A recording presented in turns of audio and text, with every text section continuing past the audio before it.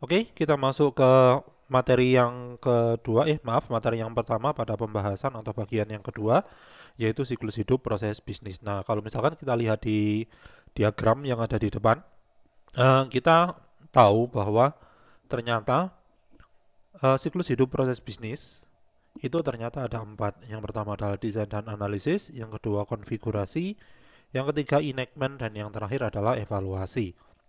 Nah, apa sih yang dimaksud dengan siklus hidup proses bisnis ini sendiri?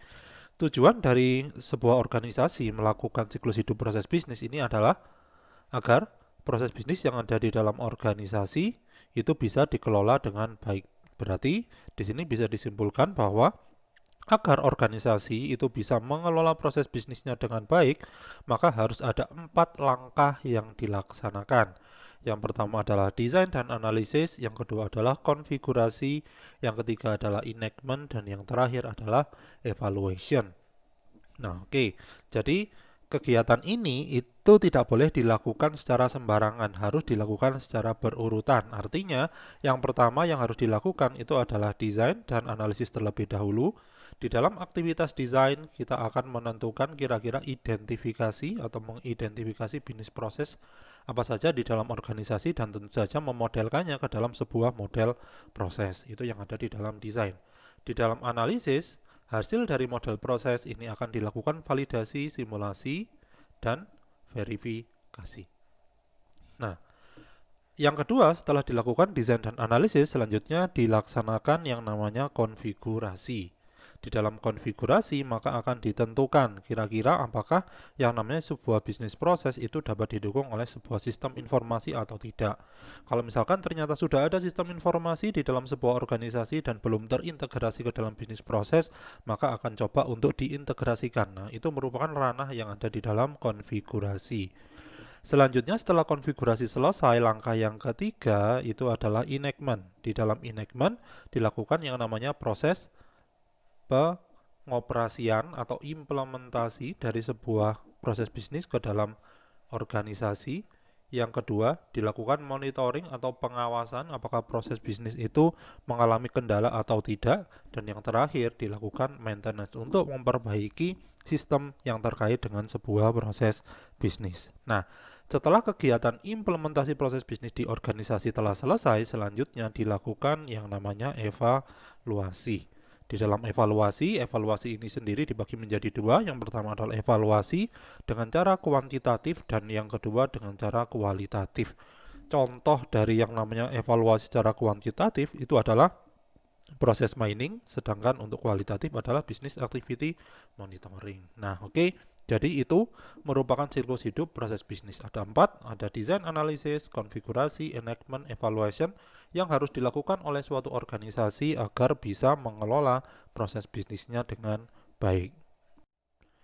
Oke, sekarang kita akan lanjutkan. Jadi untuk pembahasan berikutnya, kita akan melihat apa yang dimaksud dengan stakeholder yang terkait dengan siklus hidup proses bisnis, atau pihak-pihak siapa saja yang terkait dengan siklus hidup proses bisnis, mulai dari proses desain, analysis and design, yang kedua adalah konfigurasi, enactment, sampai ke evaluasi. Nah, di sini ada 7 pihak. Yang pertama adalah business engineer. Nah, apa yang dimaksud dengan business engineer di sini? Business engineer itu adalah, atau nama lainnya adalah domain expert. Artinya orang yang benar-benar mengetahui tentang seluk-beluk proses bisnis di dalam sebuah organisasi. Itu yang dimaksud dengan business engineer atau domain expert. Business engineer inilah yang akan dilakukan konsultasi atau biasanya proses designer itu akan melakukan konsultasi ke domain expert atau business engineer ketika proses designer itu membuat model proses. Nah, itu yang pertama, business engineer. Yang kedua adalah proses designer. Nah, apa yang dimaksud dengan proses designer? Proses designer ini adalah seorang pihak atau pihak yang melakukan kegiatan analisis proses bisnis atau melakukan pemodelan proses bisnis. Jadi di dalam sebuah perusahaan yang disebut dengan proses designer itu adalah pihak yang melakukan analisis dan pemodelan dari proses bisnis. Biasanya proses designer bisa mendapatkan datanya dari mana? Bisa mendapatkan data dari domain expert Yang ketiga adalah proses partisipan. Kalau misalkan kita lihat proses partisipan ini merupakan representasi dari unsur aktor, yaitu seorang partisipan. Artinya partisipan itu apa? Partisipan itu adalah pihak yang ada di dalam organisasi yang melaksanakan setiap kegiatan di dalam sebuah proses bisnis. Jadi orang yang melakukan kegiatan pada proses bisnis itu yang disebut dengan partisipan. Tentu saja partisipan itu berbeda dengan bisnis. Berbeda dengan aktor eksternal. Partisipan ini merupakan aktor internal yang ada di dalam organisasi. Yang keempat di sini adalah knowledge worker. Apa yang dimaksud dengan knowledge worker? Knowledge worker adalah orang yang melakukan kegiatan pengolahan data di dalam sebuah organisasi, ya. Melakukan pengolahan data, dan informasi di dalam sebuah organisasi. Biasanya knowledge worker itu merupakan orang-orang yang memiliki keahlian tertentu di dalam sebuah organisasi atau seorang expert. Contoh kalau misalkan di dalam rumah sakit, kira-kira siapa expertnya? Expertnya atau knowledge workernya adalah dokter. Dokter memiliki keahlian tertentu yaitu mendiagnosis penyakit sampai menentukan kira-kira obat yang bisa digunakan atau tindakan yang bisa ditentukan untuk menyembuhkan penyakit itu seperti apa. Itu yang disebut dengan knowledge worker. Yang kelima adalah proses responsible. Yang dimaksud dengan proses responsible ini adalah kira-kira di sini adalah pimpinan yang bertanggung jawab terhadap segala kegiatan di dalam sebuah organisasi. Itu yang disebut dengan proses responsible. Yang keenam adalah sistem arsitek. Sistem arsitek ini adalah orang atau pihak yang membuat suatu arsitektur teknologi, arsitektur proses bisnis, arsitektur data dan informasi pada sebuah organisasi. Dan yang terakhir adalah developer. Developer ini siapa? Developer adalah pihak yang mengembangkan sistem yang dibutuhkan oleh organisasi untuk bisa mengelola data dan informasi dengan lebih efisien dan efektif. Nah, oke, jadi itu stakeholder dalam siklus hidup proses bisnis ada 7. Yang pertama adalah business engineer atau domain expert. Yang kedua adalah proses designer, proses partisipan, knowledge worker, proses responsible, sistem arsitek, dan terakhir adalah developers. Oke, untuk selanjutnya kita akan coba melakukan pembahasan secara detail tentang tiap-tiap kegiatan yang ada di dalam siklus hidup proses bisnis, mulai dari perancangan dan analisis, ya. Jadi di dalam perancangan dan analisis ini dilakukan identifikasi proses bisnisnya terlebih dahulu. Dengan cara apa? Dengan aktivitas atau kegiatan survei. Kegiatan survei ini dilakukan dengan tujuan untuk mendapatkan suatu deskripsi informal suatu proses bisnis. Menurut siapa? Menurut domain expert, ya. Yang nantinya deskripsi informal ini itu akan dijadikan ke dalam atau dirubah menjadi bentuk yang lebih formal. Nah, apa sih yang dimaksud dengan deskripsi informal dan bentuk formal? Deskripsi informal itu bisa berupa narasi dari domain expert yang menggambarkan tentang suatu proses pada sebuah organisasi. Itu yang dimaksud dengan deskripsi informal. Deskripsi informal ini nanti akan dirubah menjadi bentuk formal, yaitu berupa suatu diagram yang disebut dengan model proses bisnis. Nah, poin yang kedua di sini, bentuk formal proses bisnis itu didefinisikan melalui model proses seperti yang sudah kita bahas tadi, ya, yang dinyatakan biasanya dalam bentuk notasi grafis. Nah, model proses bisnis ini bisa digambarkan ke dalam bentuk notasi grafis. Bahasa pemodelannya apa saja? Banyak sekali bahasa pemodelan yang bisa digunakan untuk memodelkan model proses. Contohnya adalah BPMN, Business Process Modeling Notation. Yang kedua bisa menggunakan IDEF 0, bisa menggunakan yang namanya Activity Diagram, itu juga bisa.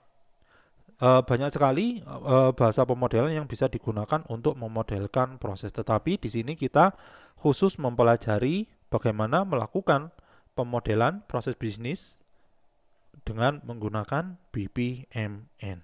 Nah, ketika yang namanya suatu model proses ini dihasilkan, maka model proses ini akan memungkinkan bagi stakeholder untuk dapat melakukan dua hal. Yang pertama, untuk bisa berkomunikasi lebih efisien karena sudah ada model yang merepresentasikan suatu proses, ya.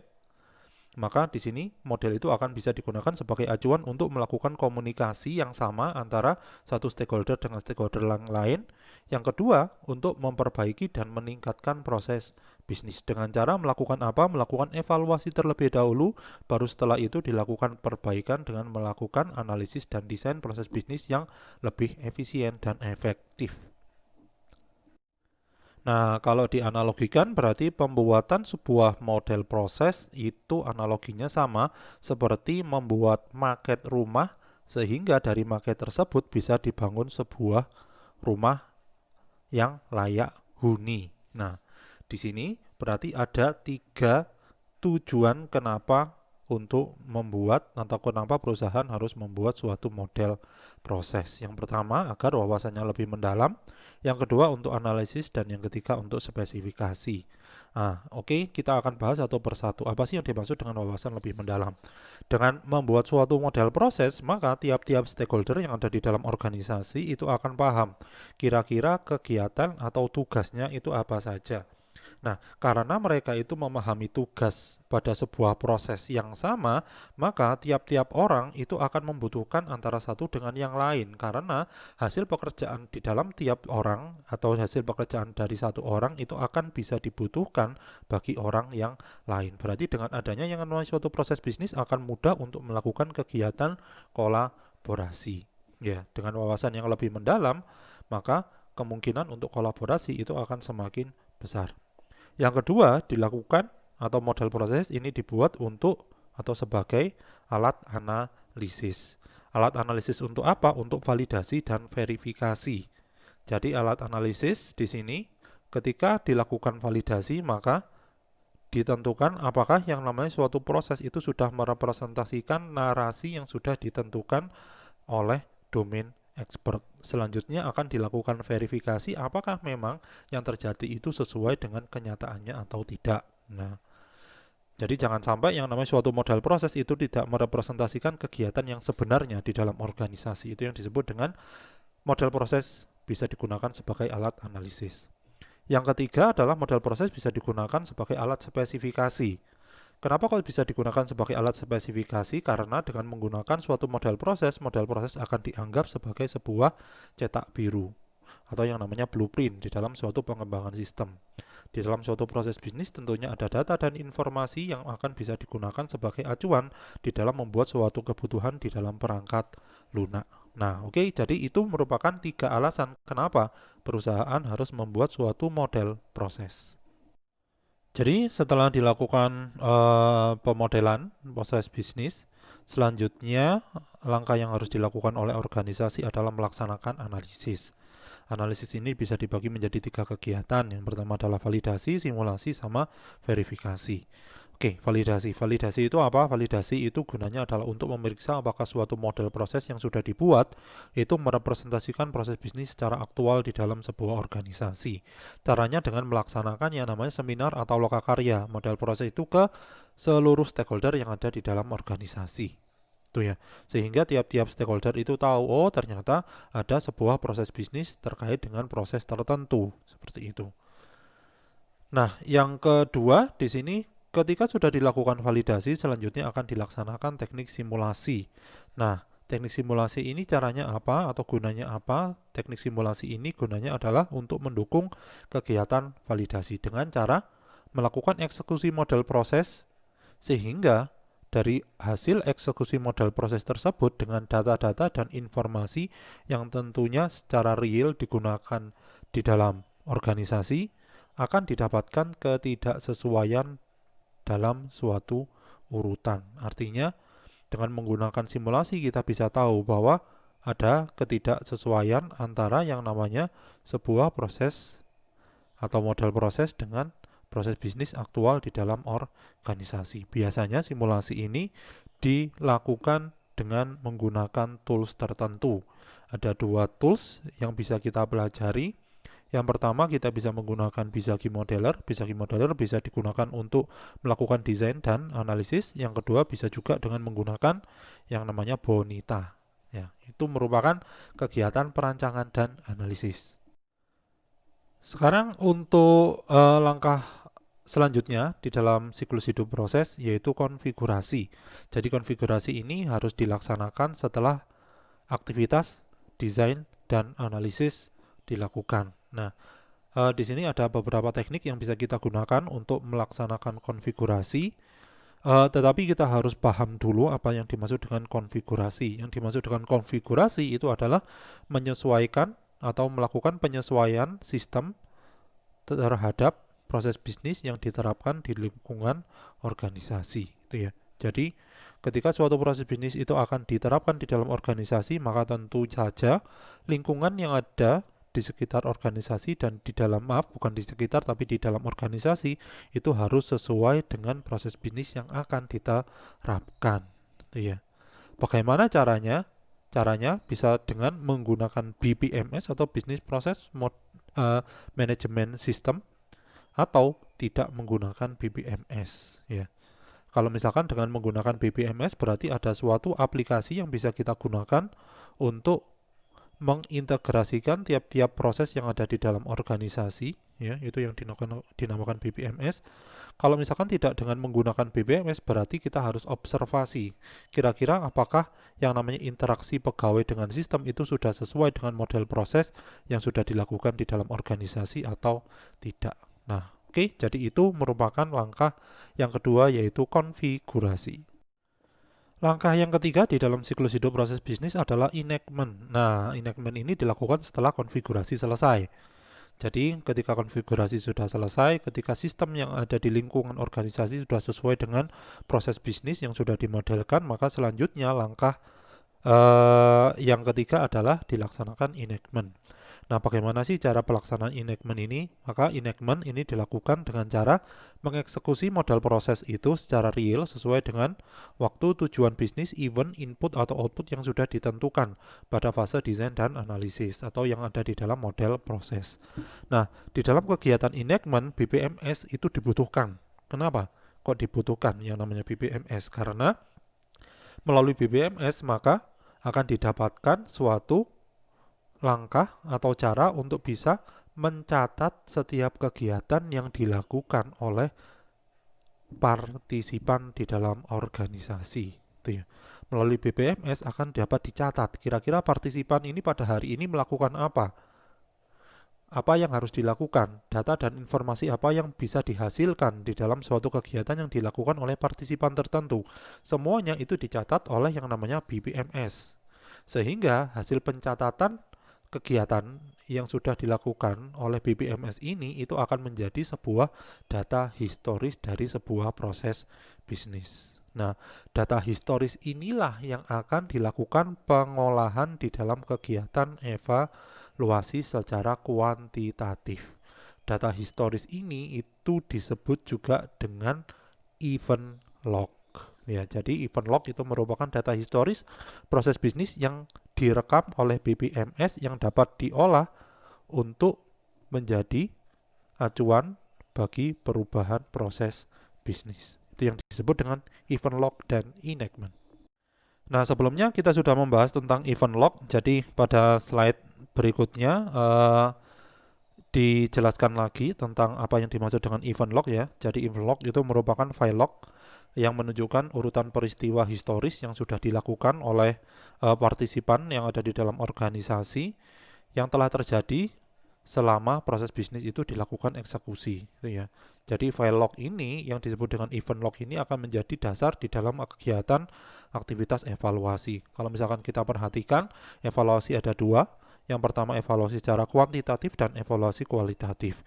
Evaluasi kualitatif tidak membutuhkan event log sebagai input untuk diolah, tetapi ketika kita melakukan evaluasi secara kuantitatif, maka kita membutuhkan event log untuk bisa diolah dengan menggunakan langkah-langkah statistika tertentu.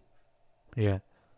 Nah, kegiatan pengolahan event log dengan menggunakan langkah-langkah statistika tertentu, langkah-langkah machine learning, itu yang disebut dengan proses mining. Ya, jadi proses mining itu adalah cara untuk mendapatkan suatu informasi dari kumpulan event log yang ada di dalam organisasi. Ya.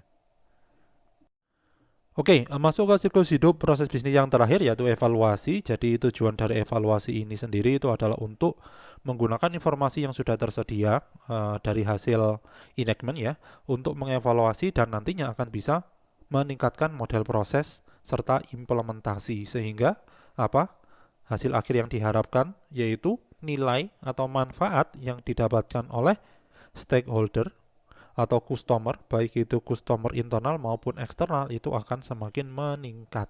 Itu tujuan dari yang namanya kegiatan evaluasi. Nah, kegiatan evaluasi sudah kita bahas ada dua jenis. Yang pertama adalah evaluasi secara kuantitatif, yang kedua adalah evaluasi secara kualitatif. Contoh evaluasi kuantitatif adalah menggunakan proses mining yang sudah kita bahas pada kegiatan atau slide sebelumnya, sedangkan contoh dari kegiatan evaluasi kualitatif itu adalah dengan cara melakukan observasi terhadap kegiatan yang sudah dilakukan oleh tiap-tiap orang di dalam sebuah proses. Dari hasil observasi tersebut kita dapatkan permasalahannya apa, dari situ kita akan mencoba untuk memberikan suatu solusi kira-kira model proses yang lebih baik itu seperti apa yang harus diterapkan ke depannya. Oke, jadi itu terkait dengan siklus hidup proses bisnis. Kita akan lanjutkan pada video berikutnya atau video yang ketiga yang akan membahas tentang jenis-jenis dari proses bisnis ketika diimplementasikan pada sebuah organisasi.